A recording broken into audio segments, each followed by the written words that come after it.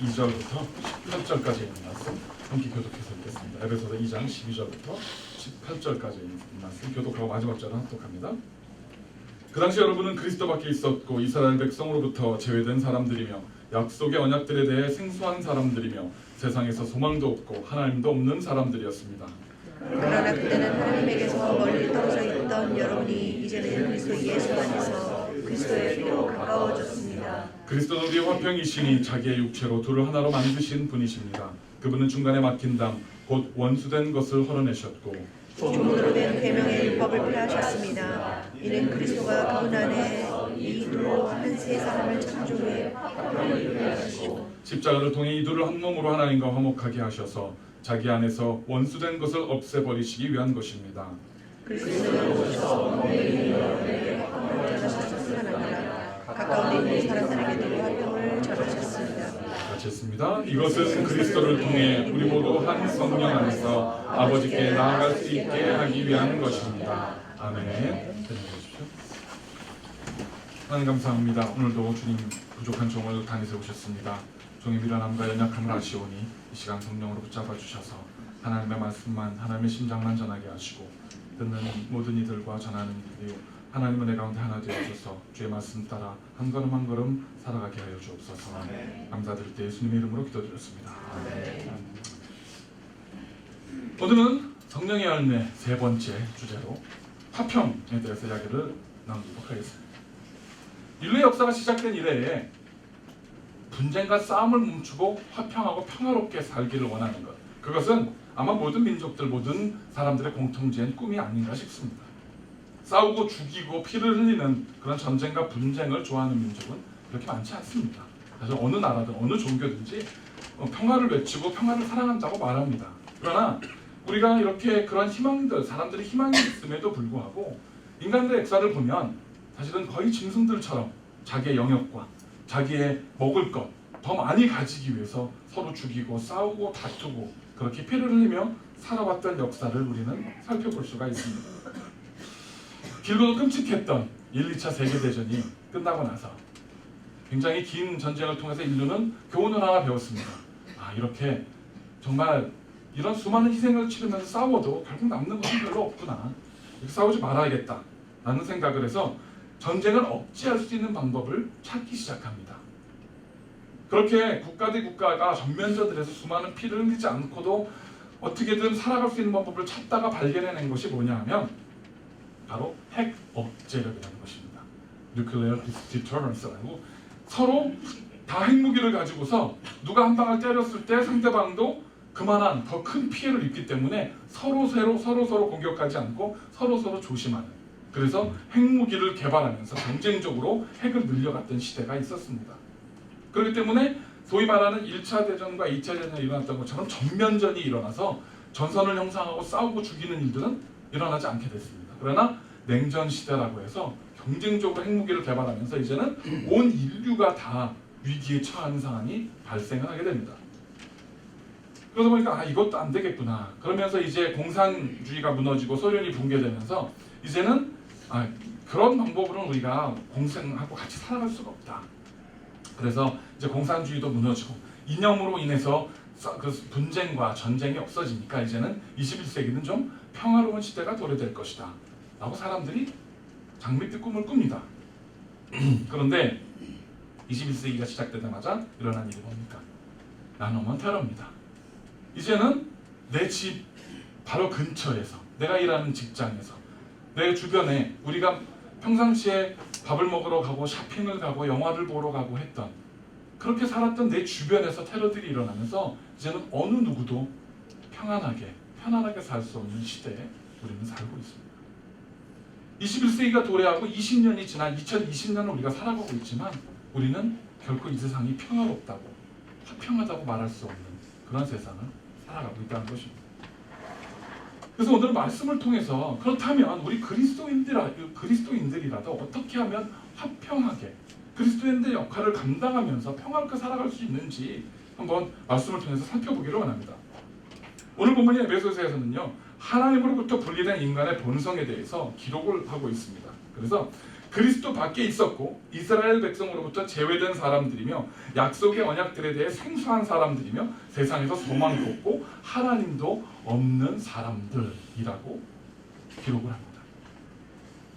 이 말씀으로 봤을 때 어떻습니까? 우리는 이방인들, 저희 같은 사람들은 그야말로 하나님으로부터 버려진, 그리고 더 나아가서 이스라엘 백성들이 자기들은 선민들이고 그렇지 않은 사람들은 이방인들하고 얘기했던 구별이 아니라 현대를 살아가는 저와 여러분 모두가 지금 저 모습대로 그리스도 밖에서 정말 약속의 언약도 생소하고 또 세상에 소망도 없고 하나님도 없는 사람의 모습들로 살아가는 것이 지금 21세기로 살아가는 우리 인간들의 모습입니다. 그런데 과연 하나님께서 만들어 놓으셨던 인간의 모습, 하나님께서 이 땅에 원하셨던 모습이 이런 모습이었을까요? 하나님과 관계도 없고 하나님도 모르고 세상에 소망도 없고 약속의 언약들에서 생소한 사람들로 살아가는 것이 과연 이 땅에 하나님께서 창조해 놓으신 목적이었고 저와 여러분이 이 땅에 살아가는 삶의 방식이기를 원하셨겠는가 하는 점입니다. 그렇지 않습니다. 사실은 이것은 우리의 죄 때문에, 인간의 죄 때문에 하나님과의 단절이 일어나서 생기게 된 결과물입니다. 하나님께서는 인간들을 창조해 놓으시고 우리들과 정말 즐겁게 지내시기를 원하셨어요. 그 모습이 제가 하는 말씀이 아니라 바로 말씀에 기록되어 있습니다. 창세기 3장 8절에 보시면 이렇게 기록되어 있습니다. 서늘한 바람이 부는 그날 동산을 거니시는 여호와 하나님의 소리를 듣고 아담과 그의 아내가 여호와의 낯을 피해 동산의 나무 사이로 숨었습니다. 창세기 4장 16절에는요. 그 가인은 여호와의 앞을 떠나 에덴의 동쪽 노 땅에 살게 됐습니다. 라고 창세기에 기록되어 있습니다. 이 말씀을 보시면 어떻습니까? 아담과 그의 아내는요. 여호와의 낯을 직접 보면서 살고 있었다는 사실을 알 수 있습니다. 분명히 동산에서 서늘한 바람이 부는 그날 그 동산에서 아담과 그의 아내 하와는 여호와의 낯을 직접 보면서 하나님과 직접 대화하면서 살아가고 있었습니다. 그러다가 하나님의 말씀을 어기고 선악과를 따먹게 되니까 어떻습니까? 이제 여호와의 낯을 직접 바라볼 면목이 없어졌어요. 그러니까 그들이 여호와의 낯을 피해 숨습니다. 그런데 그 이후에 가인이, 아담과 아들인 가인이 질투에 의해서 아벨을 죽입니다. 처음으로 살인이 일어납니다. 손에 피를 묻혔잖아요. 그리고 나니까 어떻게 됩니까? 그가 여호와의 앞을 떠나 에덴 동쪽 노 땅으로 이제 떠나서 살게 됩니다. 무슨 말이냐면 가인과 아벨까지도 하나님 앞에서 살아가고 있었다는 거예요. 하나님과 동행하면서 하나님과 대화하면서 그래도 살아가고 있었습니다. 물론 아담과 하와의 범죄함으로 인해서 그 관계가 단절이 되긴 했지만 여전히 그들은 하나님의 음성을 듣고 살 수 있었다라는 그 시대에 살고 있었다는 거예요. 하나님께서 이 땅에 인간들을 창조해 놓으실 때 하나님께서는 이 아름다운 동산에서 인간들과 거닐면서 이렇게 서로 낯을 마주대고 대화하면서 그렇게 살아가기를 원하셨어요. 그렇게 우리를 창조해 놓으셨습니다. 그러니까 창조해 놓으시고 보시기에 좋았더라. 우리를 만들어 놓으시고 저희를 만들어 놓으시고 너무 기뻐하셨어요. 보시기에 좋았더라 하셨습니다. 그런데 우리의 죄 때문에 관계가 단절이 되기 시작합니다. 우리는 지금까지 어떤 생각을 하냐면 아담과 하와의 죄 때문에 하나님께서 우리를, 아담과 하와를 동산에서 쫓아내셨다고 생각을 합니다. 그래서 저는 말씀을 묵상하다가 다른 하나님의 은혜를 발견했습니다. 뭐였냐면 하나님께서 아담과 하와를 쫓아내신 것은 분리를 지키신 이유는요. 하나님 거룩하고 정말 흰 옷을, 깨끗한 옷을 입었는데 거기에 흙탕이 튀는, 그 죄가 튀는 게 싫어서 아담과 하와를 쫓아낸 것이 아니라 오히려 아담과 하와를 살리시기를 원하셨다는 거예요.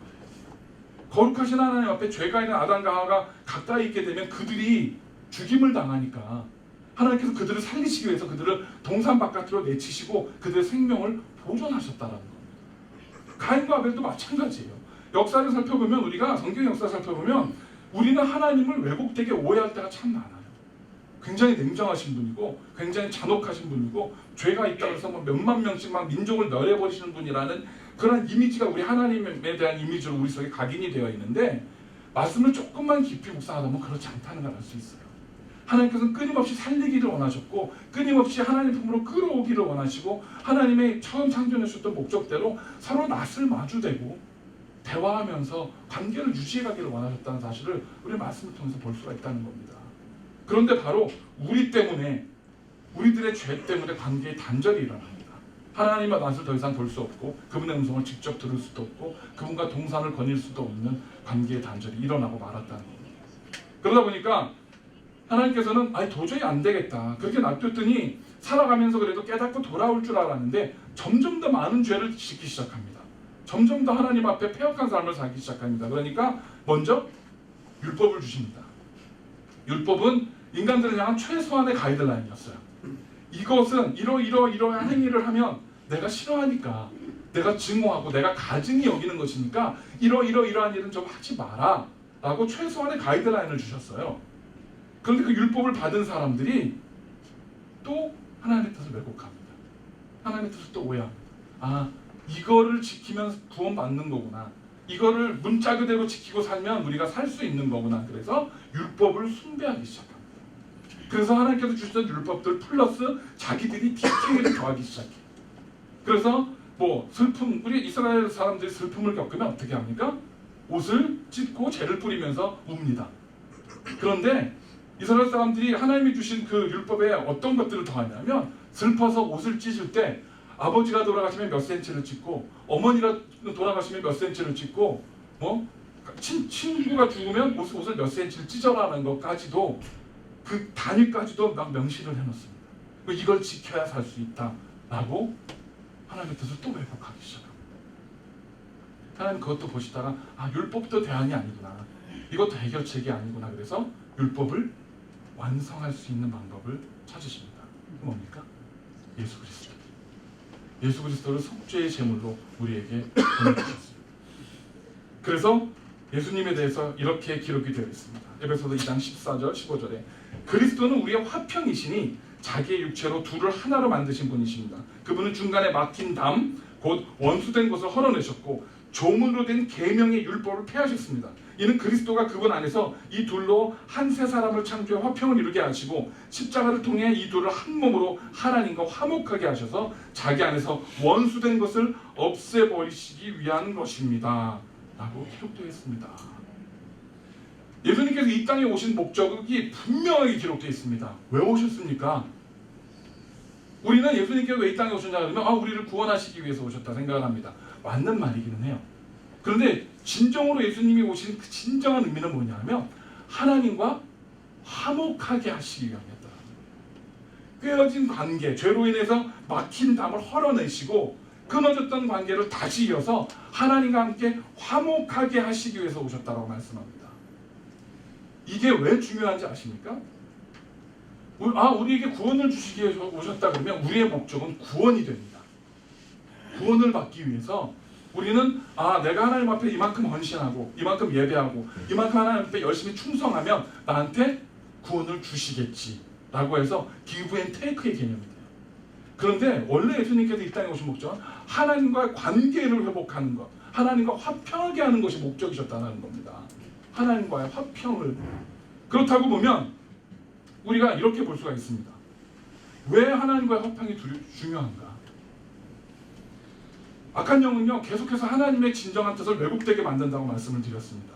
그러다 보니까 하나님은 우리의 이미지 속에서 무섭고 두렵고 숭배해야 되는 분이라는 이미지가 강했어요. 창조주와 창조물의 관계 속에서 우리는 그분을 숭배해야 된다는 이미지가 강했습니다. 재물을 가지고 와서 섬겨야 되고 죄를 지으면 그 죄를 지은 율법에 따라서 각각의 다른 종류의 재물들을 각각의 다른 종류의 제사의 방법으로 각각 다른 모습으로 하나님께 재물을 바쳐야만 그 죄가 사해지고 하나님께서 흠양하신다라는 굉장히 율법적인 관계 속으로 들어가 버리고 말았다는 겁니다. 그런데 이것을 예수님께서 오셔서 한 방에 박살을 내셨어요. 그리고 이제 하나님은 더 이상 숭배의 대상이 아니라 하나님과의 교제의 대상이다. 아들이 아버지를 바라보고 아버지와 교제했던 것처럼 아버지와 대화했던 것처럼 너희도 이제는 하나님의 자녀로서 하나님을 두려워하지 말고 무서워하지 말고 하나님과 관계를 회복하라고 이렇게 말씀하셨습니다. 그래서 마태복음 5장 9절에 예수님께서 이렇게 말씀하셨습니다. 화평하게 하는 자는 복이 있나니 그들이 하나님의 아들이라 일컬음을 받을 것이며. 할렐루야. 우리가 저와 여러분이 하나님의 아들이다, 하나님의 딸이다, 하나님의 자녀라 일컬음을 받을 수 있는 비결이 뭡니까? 무슨 헌금 많이 내고 봉사 많이 하고 선교하고 무슨 열심히 뭔가를 해야 되는 겁니까? 아니에요. 예수님께서는요 우리가 하나님의 자녀라 칭함을 받을 수 있는 것은 화평케 하는 자다라는 말씀이죠. 화평케 하는 사람. 그런데 여기서 중요한 게 있습니다. 우리는 이 화평케 하는 사람이 돼야 됩니다. 우리가 살아가는 삶 속에서, 우리가 살아가는 우리의 삶의 모습 속에서 우리는 화평을 이루면서 살아가야 되는데, 여기에는 한 가지 전제 조건이 있어요. 뭐냐 하면 먼저 하나님과 화평해야 한다. 우리가 주변에 보시면 그리스도인이라 하면서도, 교회에 다니면서도, 뭐 직분을 맡고 열심히 봉사하면서도 화평하지 못하는 사람들이 있어요. 평화롭지 못한 사람이 있습니다. 마음에 평화가 없는 사람들이 있어요. 늘 속에 분노와 쓴뿌리를 가지고 살아가는 사람들이 있습니다. 그러다 보니까 그 사람들은 다른 사람들과 화평할 수가 없어요. 평화롭지 않아요. 늘 불편한 사람이 있고 껄끄러운 사람이 존재합니다. 만약에 여러분들이 누군가가 껄끄러운 사람, 불편한 사람, 여러분의 마음속에 진정한 평화가 없다면 내가 지금 하나님과 화목하고 있는지를 먼저 점검해 보시기 바랍니다. 여러분들이 하나님과 진정으로 화목하게 하나님과 관계를 회복하셨다면 우리는, 저와 여러분은 그 하나님과 관계 속에서 그분의 뜻에 따라 살 수밖에 없습니다. 그분의 말씀대로 살 수밖에 없어요. 하나님과 관계가 온전히 회복됐다면. 그렇다고 보면 예수님께서 말씀하신 대로 우리는 나 자신을 내어주고 정말 내 모든 것들을 내어주면서 그들을 사랑하고 화평의 관계를 만들어 갈 수 있는 것입니다. 싸울 때, 사람들이 싸울 때 보시면 비슷한 사람끼리 싸워요. 그렇지 않습니까? 제가 2등치에 10살짜리 아들이랑 싸우면 뭐라 그럽니까? 너무한다 진짜. 저는 애들이랑 싸울 수가 없어요. 왜냐, 차이가 너무 많이 나잖아요. 싸우면 안 됩니다. 싸움은 비슷한 사람끼리 싸워요. 그러다 보니까 여러분들 마음속에 누군가에 대한 어떤 나한테 불편한 사람이 있어. 저 사람은 이게 문제고 저래서 문제고 이 사람이 이래서 그렇고 그래서 내가 이 사람 때문에 상처받고 난 힘들어. 저 사람 참 문제가 많아 라고 말씀을 하시잖아요. 나는 문제가 없고 그 사람 때문에 관계가 깨어졌다 얘기를 합니다. 그것이 성도든 가족이든 뭐 부모 자식 관계든 어느 누군가를 향해서 대부분은 내가 말하는 그 지적하는 부분들과 나와 레벨이 같다는 거예요. 나도 똑같은 문제를 가지고 있고 나도 똑같이 수준이 비슷해. 수준이 비슷하기 때문에 내가 그걸 싸우고 있다는 겁니다. 저와 여러분들 우리 그리스도인들은요 올라서야 합니다. 세상의 아이들이라면 우리는 어른이 되어야 돼요. 저와 여러분 속에 창조 주신 하나님을 품으시고 우리를 위해서 몸을 찢으시고 물과 피를 다 쏟으셔서 우리를 사랑하신 그분을 품으시고 내가 같은 레벨이 아니라 어른이 돼야 돼요. 그들을 품어야 돼요. 같은 레벨에서 같이 알기하고 다투는 것이 아니라 그래 너는 비록 나한테 이렇게 하지만 그러나 나는 내 죄를 용서하시고 나를 위해 죽으신 예수님이 계시기 때문에 나는 당신을 품는다. 당신을 사랑한다. 이것이 올라서는 세상의 어른으로 세상을 향해서 우리가 정말 화평을 외칠 수 있는 그리스도인으로 살아가게 되는 비결인 줄을 믿으시기를 간절히 축원합니다. 그리스도인들은 우리 이런 얘기 많이 듣습니다. 많이 양보하고 용서하고 희생하고 우리 그렇게 살아야 돼. 누가 맨뺨을 때리면 오른뺨을 내주고 겉옷을 벗어달라면 속옷까지 다 벗어주고 오리를 가달라면 심리까지 가져야 돼. 그게 그리스도인답게 사는 삶이야 라고 말을 합니다. 많이 배웠잖아요 우리 그렇게. 그런데 냉정하게 돌아보십시다. 그렇게 살기가 쉽습니까? 어려워요. 심지어 지금 여기 앉아 계신 여러분들도 여러분들 저를 포함해서 우리의 자녀들에게 뭐라고 가르칩니까? 너 공부 열심히 해서 훌륭한 사람 돼야 돼. 너 공부 열심히 해서 높은 자리에 올라가야 돼. 무시당하지 말아야 돼. 네가 힘이 없고 능력이 없으면 가진 게 없으면 넌 무시당해. 그러니까 열심히 하고 좋은 대학 가고 좋은 직장 가져서 높은 자리에 올라서 무시당하지 마. 남들보다 더 많이 가져야 되고 더 큰 힘을 가져야 되고 더 높은 지위에 올라가야 무시당하지 않고 살 수 있어. 그러니까 공부 열심히 해. 좋은 대학 가야 돼. 그렇지 않아요? 우리는 그렇게 가르쳐요. 우리 스스로도 우리 자녀들 위해서 우리 자녀들 좋은 대학 가서 좋은 성적 거둬서 좋은 대학 가게 해주시고 좋은 잡 잡게 해주시고 평탄하게 살게 해주세요. 우리 그런 기도합니다. 그 이유는 뭐예요? 무시당하지 않고 세상에서 당하지 않고 살아야 되니까 우리는 그렇게 원해요. 그렇게 배워왔고. 그런데 예수님은 어떻게 사셨습니까? 예수님께서 높은 지위에 올라가려고 하셨고 이 세상에 복음을 선포하시기 위해서 더 효과적으로 복음을 증거하시고 더 많은 사람을 구원하시기 위해서 예수님께서 왕의 자리에 올라가시고 권력 자리에 올라가시고 더 많은 재물을 소유하려고 하셨습니까? 아니에요. 오히려 더 낮은 자리로 내려가시고요. 더 섬기는 자리로 들어가시고 더 희생하는 자리로 들어가신 거 우리가 아시잖아요. 지금 뭐라고 합니까? 아니, 꼭 그렇게 낮은 자리에 내려가고 꼭 밑에서 꼭 불쌍하고 가난하고 힘없고 능력 없게 살아야 그래야만 꼭 예수 믿는 겁니까? 예수 믿는 사람도 좀 높은 자리에 올라가서 많이 돈도 좀 많아서 기부도 팍팍 하고 헌금도 팍팍 내고 높은 자리에 올라가서 좀 방송에 나와서 인터뷰도 하고 좀 유명해져서 뭐 인터뷰하면서 뭐 수상하는 자리에서 하나님을 찬양합니다. 뭐 이런 것도 좀 하면 좋지 않습니까? 좋은 게 좋은 건데 굳이 꼭 그렇게 낮은 자리에 섬기는 모습으로 살아야만 옳은 겁니까? 라는 마음들이 우리한테 들어요. 들어보면 맞는 말 같아요. 그렇지. 예수 믿는 사람 세상에서 승리하고 성공하고 높은 자리에 올라가고 그래서 하나님께 영광을 돌리면 더 좋지. 그런데 우리가 역사를 살펴보십시다. 정말 높은 자리에 올라가서 많은 것들을 소유한 사람들이 정말 하나님께 영광을 돌리는 사람들을 다 살았습니까? 그렇지 않아요. 사실은 정말 높은 자리에 우리가 올라가서 많은 것을 소유하고 정말 그런 높은 지위와 높은 권력을 가질 수 있는 것은요, 내가 올라가는 것이 아니라 하나님께서 올리실 때 가능한 겁니다. 믿으세요? 우리는 요셉 높은 자리에 총리 대신 됐잖아. 얼마나 멋져. 근데 요셉이 어떻게 살아가는지 관심을 갖지 않아요. 그가 얼마나 낮은 자리에서 얼마나 모든 것을 내려놓고 하나님의 뜻에 순종하기 위해서 살아왔는지 우리는 기억하지 않습니다. 그냥 요셉이 높은 자리에 총리 대신으로 올라갔다는 것만 생각해요. 우리가 하나님께 영광을 돌릴 수 있는 것은 먼저 저와 여러분이, 우리의 자녀들이 하나님과의 관계를 회복하고 하나님과 화평하게 되어질 때에 그 믿음 안에서 하나님께서 그들을 높이실 때 가능하다는 겁니다. 그런데 여러분들은요, 또 저와 여러분들, 우리 자녀를 위해서 그렇게 기도하세요. 나와 우리의 가정이, 우리의 자녀들이 하나님과 화평하게 되게 해주십시오. 하나님과의 끊어진 관계로 회복하는 자녀들이 되게 해주십시오. 그럼 나머지는 하나님께서 저절로 이루어 주십니다. 그 사람의 형편에 맞게, 하나님께서 그 사람을 이 땅에 보내신 그 계획과 섭리에 맞게 하나님께서 그들을 높이 들어 사용하시게 된다는 겁니다. 하나님과의 진정한 관계 회복이 없이 이 세상에서 높은 지위와 높은 권력과 많은 소유들을 우리가 요구할 때 우리는 다 무너질 수밖에 없어요. 악한 사탄마귀의 유혹들 때문에. 그렇기 때문에 우리는 이렇게 하나님과의 관계를 회복한 성령 충만한 사람으로 하나님께서 쓰이시는 자리에 설 수 있는 저와 여러분이 되시기를 간절히 축원합니다. 우리는 그리스도인은 이렇게 화평하고 이렇게 은혜를 나누어 주는 사람으로 살아가야 합니다. 왼뺨을 때리면 왼뺨을 내주라, 겉옷을 달라면 속옷을 주라 말합니다. 그런데 우리의 심령 깊숙한 곳엔 이런 게 있어요.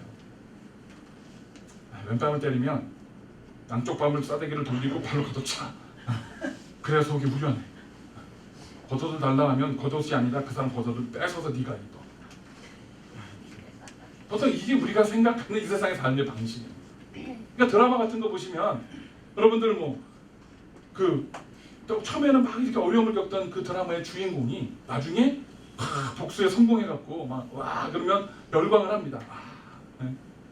어떤 드라마의 주인공은 처음에 막 이렇게 당하고 살다가 점 하나 찍고 나와가지고 그 다음에 막 복수하잖아요. 갑자기 점 하나 찍었다고 다른 사람이 돼갖고 막 복수를 하고 복수에 성공한, 그걸 보는 모든 사람들이, 주부들이 열광합니다. 멋지다. 속이 후련하고 통쾌하다. 내가 묵은 식중이 다 내려간다 이렇게 생각합니다. 그런데 우리 주님께서요, 온갖 멸시와 모욕과 천대를 당하셨어요.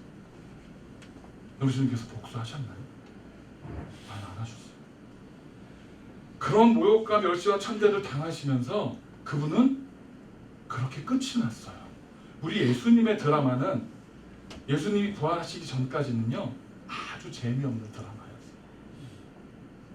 정말 가장 비참한 모습으로 죽어서 무덤에 들어가 버리신 참 재미없는 아주 실망스러운 드라마로 끝이 났어요.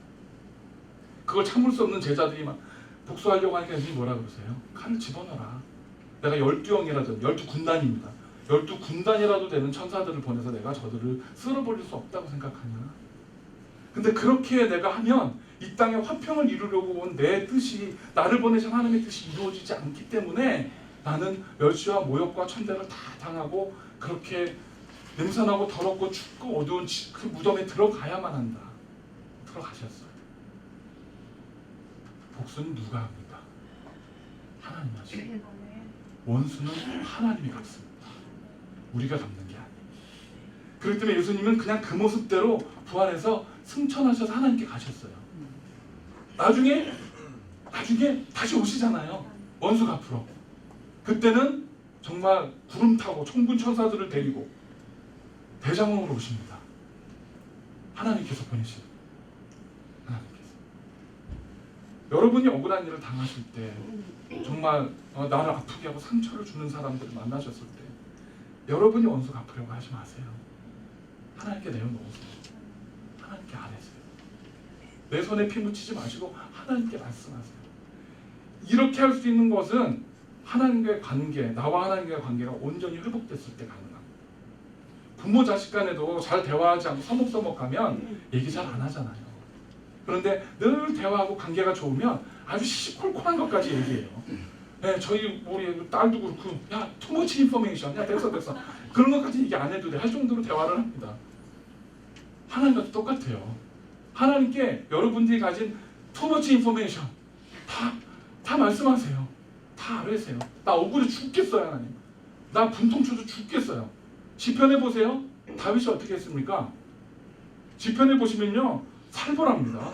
다윗이 하나님께서 누린 걸 뭐 시편이 하나님께 드리는 무슨 수금에 맞춘 노래라 생각하잖아요. 시편에 있는 그 다윗이 특별히 했던 기도들, 그 쓴 글들을 가만히 보십시오. 살벌합니다.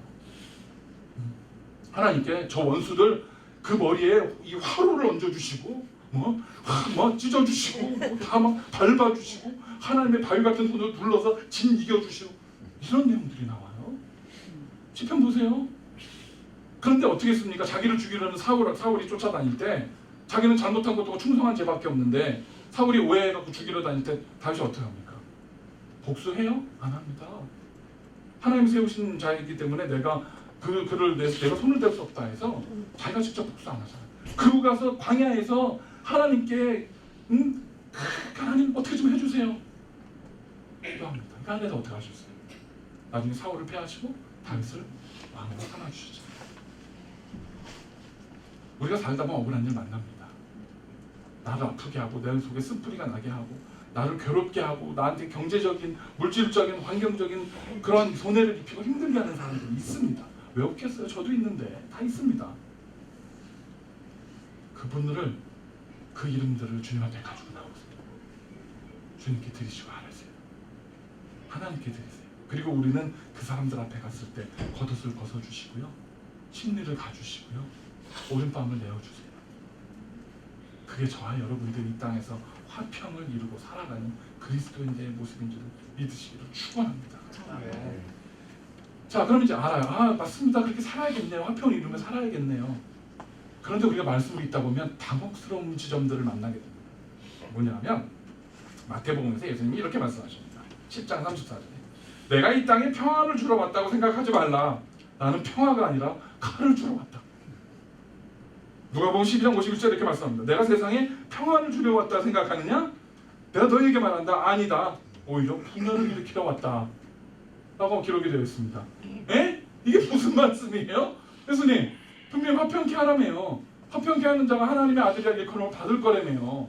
근데 예수님은 또 그게 뭐예요? 화평화가 아니라 칼을 주러 오셨다 그러고 무슨 분열을 일으키러 왔다. 이게 무슨 말씀? 예수님 직접 하신 말씀인데 무슨 말씀이에요? 이거 어떻게 이해해야 됩니까? 여러분들 이 말씀을 어떻게 이해하세요? 이런 부분들이 사실은요, 예수를 믿지 않는 사람들이, 무신론자들이 우리 기독교를, 우리의 진리를 공격하는 도구들이 돼요. 야, 봐라! 성경에서도 이렇게 말씀하고 이렇게 앞뒤가 안 맞지 않냐? 성경은 이게 온전한 책이 아니다. 야, 니네가 믿는 그 신앙은, 그 복음은 말이 안 돼. 앞뒤가 다른데 이게 무슨 말이 돼? 짝이 안 맞는데 여기서 이 말하고 저기서 저 말하고 이게 무슨 이렇게 우리를 공격합니다. 여러분들은 성경 말씀에 있다 이런 부분들을, 이런 지점들을 만나시면 어떻게 하세요?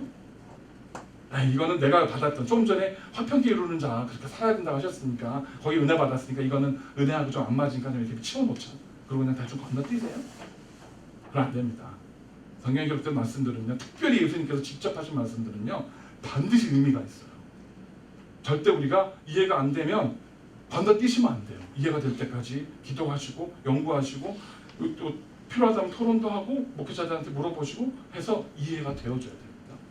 왜 중요하냐면 그걸 이해를 못하고 지나가잖아요. 나중에 악한 영들이나 이단들로부터 우리가 공격을 받을 때 우리 지키는 힘이 없어요. 이해하시고 지나가셔야 돼요. 이게 무슨 말씀입니까? 지금 제가 말씀드린 대로 우리는 화평, 평화, 용서, 원수까지도 사랑해라. 이게 굉장히 강조가 됐습니다. 그러다 보니까 21세기를 살아가는 저와 여러분들, 우리 기독교의 모습이 어떻습니까? 뭐가 죄고 뭐가 죄가 아닌지, 뭐가 진리고 무엇이 거짓인지 뒤죽박죽이 되어버렸어요. 좋은 게 좋은 거다. 성탄절에 스님들이 목탁 들고 와서 같이 예배드립니다. 부처님 오신 날 목사님들이 절에 가서 같이 이거 합니다. 모든 종교가 화합해야 돼. 모두가 다 같이 좋은 게 좋은 거니까 같이 가고 서로 하나가 돼야 돼. 종교의 통합을 외칩니다. 동성연애자들이나 이 죄 있는 사람들, 이런 사람들, 죄인들도 다 하나님 사랑하신다니까 우리가 다 받아들여야 돼. 맞습니다. 받아들여야 되는데 받아들여야 되는 전제 조건은 그들이 죄로부터 돌이키기를 원할 때 우리가 그들을 도와주고 기도해주고 협력하기 위해서 받아들이는 겁니다. 있는 그대로 받아들이는 게 아니에요. 죄가 그대로 들어와서는 안 되잖아요. 그런데 수많은 지금 교회들이 어떻습니까? 동성연애자들이 들어와서 교회 직분자들이 되고요. 심지어 안수받고 목회자들이 돼요. 지금 수많은 교단들이. 우리는 이런 세상에 살아갑니다. 우리 그리스도인들은요, 비록 나에게 불이익이 온다 할지라도 진리는 진리로 외칠 수 있어요. 아닌 건 아니라고 말할 수 있어요. 죄는 죄라고 말할 수 있어요. 그거로 인해서 내가 핍박과 환난을 겪을 때 뭐라고 말씀합니까? 기뻐하라. 너희가 내 이름으로 인해서 너희가 세상에 환난과 핍박을 당한다면 기뻐하라고 말씀하셨어요. 천국이 너희 것이다. 기뻐하셔야 돼요. 아니라고 말해야 돼요. 이건 죄다라고 말해야 돼요. 그러다 보면 어떻게 됩니까? 분쟁이 일어납니다. 분쟁이 일어나요. 다툼이 생겨요. 공격을 당합니다. 분쟁이 생겨요. 그러나 그럼에도 불구하고 말씀에 관해서, 진리에 관해서 타협하지 않고 끝까지 내 그라운드를 지킬 수 있는 그리스도인이 되어야 합니다. 내가 화평해야 되는 것은요, 하나님과 화평하는 것이고 내가 화평을 베풀고 가는 것이지 죄와 화평하라는 말씀은 아니거든요. 그렇기 때문에 우리는 이러한 곳에 예수님께서 오셔가지고 어땠습니까? 분쟁들이 일어났어요. 유대인들이 사두개인 바리새인도 제사장인지 예수님을 죽이려고 칼을 갈고 쫓아다녔잖아요. 칼을 갖고 오셨어요. 분명히 평화를 주신 게 아니에요. 그들이 일어나니까 막 유대인들 사이에서 분쟁이 일어나서 갈렸잖아요. 우리도 그런 위치에 서야 된다는 겁니다. 그러면서 더 이해하기 힘든 말씀들이 그 뒤에 이어집니다. 누가복음 12장 52절에서 56절까지 이렇게 기록합니다. 이제부터 한 집안에서 5 식구가 서로 갈라져 셋이 둘과 싸우고 둘이 셋과 싸울 것이다. 그들은 갈라져서 부자지간에 모녀지간에 고부간에 서로 대립할 것이다. 예수님께서 사람들에게 말씀하셨습니다. 너희는 구름이 서쪽에서 일어나는 것을 보면 즉시 폭풍가 오겠구나라고 말한다. 그리고 그렇게 된다. 바람이 남쪽에서 불면 날씨가 덥겠구나라고 한다. 그리고 그렇게 된다. 위선자들아, 너희가 땅과 하늘의 기상은 분별할 줄 알면서 어떻게 지금 이 시대는 분간할 줄 모르느냐 라고 우리에게 말씀하십니다. 52절과 53절의 말씀을 보십시오. 그 두 절의 말씀은 한 집안에서 5 식구가 갈라져서 싸우고 부자지간에 모녀간에 고부간에 대립할 것이다 말씀을 합니다. 야, 예수 믿으면 안 되겠구나. 이거 집안이 시끄러워지겠구나. 싸움 나겠구나. 이거 예수 믿으면 안 되겠구나. 우리 이렇게 생각합니다. 단순하게 생각하면. 그런데 이 말씀을 잘 보십시오. 지금 52절과 53절의 말씀은 집안에서 일어나는, 그건 무슨 카운셀링 하는 것 같아요. 이런 문제가 집안에서 일어날 것이라는 말씀을 하더니 54절에 딱 들어가면서 사람들에게 너희는 구름이 서쪽에서 일어나는 것을 보면서 폭풍우가 오겠다고 하고 남쪽에서 바람이 불면 덥겠다고 하면서 이 위선자들아, 너희가 땅과 하늘의 기상을 분별할 줄 알면서 어떻게 지금 이 시대는 분간할 줄 모르느냐 라고 마지막 때에 시대의 분별에 대한 말씀을 하세요.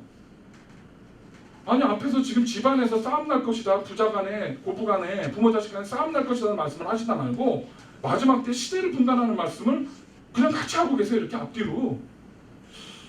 이 양반이 예수님이 지금 이때 잠깐 좀 대화의 그 스킬을 잊어버리셨나. 전혀 이 맥락이 연결이 안 되는 두 이야기를 지금 하고 계시는데 이게 무슨 말일까? 이해가 잘 안 가잖아요. 이 말씀에는 깊은 의미가 있습니다. 여기서 얘기하는 한 집안에 5식구가 갈라져 싸우고 부자지간에 모녀지간에 고부간에 대립한다는 건요, 저와 여러분의 집안 얘기가 아니에요. 저와 여러분의 가정 얘기가 아닙니다. 이건 현대의 교회의 이야기, 현대의 우리의 신앙, 기독교에 대한 이야기.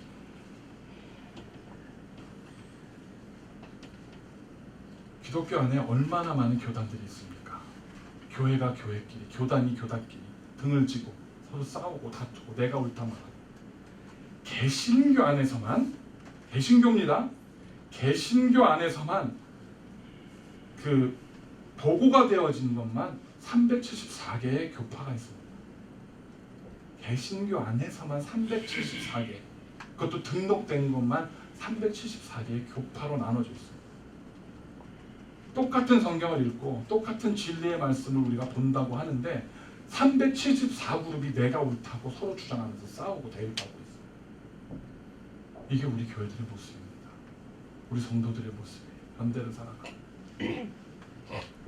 메트로 워싱턴 지역에 400개가 넘는 교회가 있다고 합니다. 이 지역에서 400개가 넘는 그 모든 교회들이 모여서 연합으로 하나님께 찬양을 올려드리고 예배할 수 있겠습니까?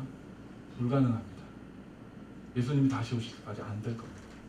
심지어 같은 장로 교단 안에서, 같은 침례 교단 안에서, 같은 감리 교단 안에서도 그 교단끼리 모여서 연합 집회도 안 됩니다.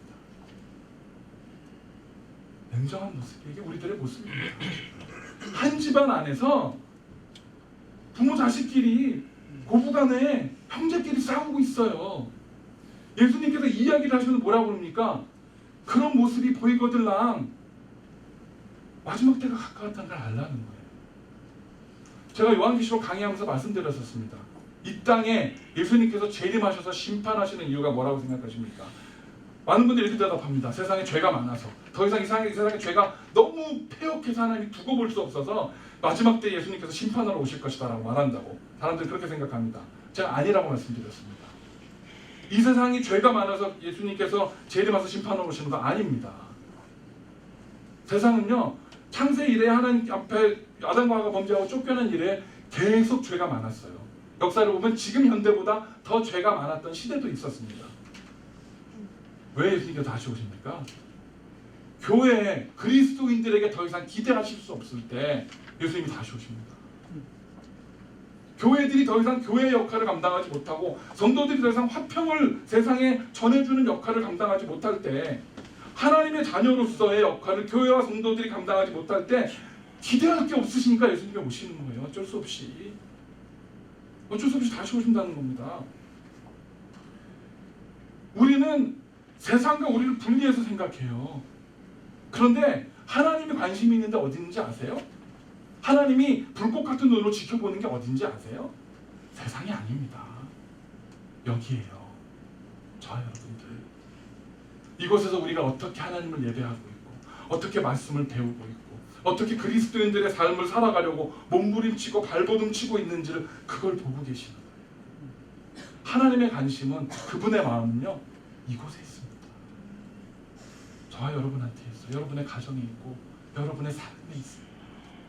우리가 그 삶을 살아내지 못할 때, 우리가 그리스도인으로서의 화평하는 삶을 살아내지 못할 때에